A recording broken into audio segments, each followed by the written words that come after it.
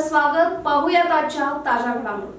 मांजरी येथील हनुमान मंदिरमध्ये 64वा अखंड हरिनाम सप्ताह व श्री तुकाराम गाथा पारायण सोहळा सोमवार दिनांक 9 ते सोमवार दिनांक 16 अखेर संपन्न झाला. हबप गुरुवर्य बाबासाहेब बिस्ले महाराज यांच्या नेतृत्वाखाली संपन्न झालेल्या या कार्यक्रमात सकाळी 8 वाजता श्री तुकाराम गाथा पारायण, 11:30 वाजता गाथा भजन, दुपारी 1 वाजता भोजन, सायंकाळी 5 वाजता हरिपाठ, सायंकाळी 6 वाजता प्रवचन, रात्री 7 वाजता कीर्तन व रात्री 11 वाजता संगीत भजन, पहाटे 4 वाजता काकड आरती असे दैनंदिन कार्यक्रम पार पडले.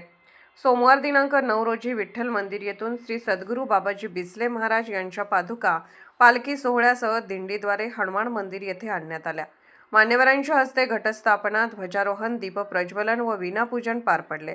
प्रवचन कार्यक्रमात हबप MD जाधव इंगळी, हबप ईश्वर महाराज मस्ते नणदी, हबप राजू महाराज रायजाधव उळा गड्डीवाडी, हबप अण्णासाहेब महाराज मिरजकर अथनी, हबप आनंदराव महाराज पाटील, हबप सुभाष महाराज शेवाळे मोळवाड यांची प्रवचन व कीर्तन सेवा लाभली.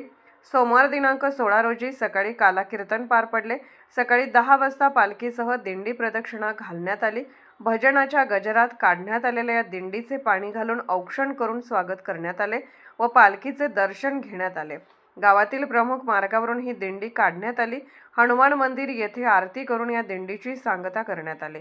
दुपारी 12 वाजता महाप्रसादाचे आयोजन करण्यात आले.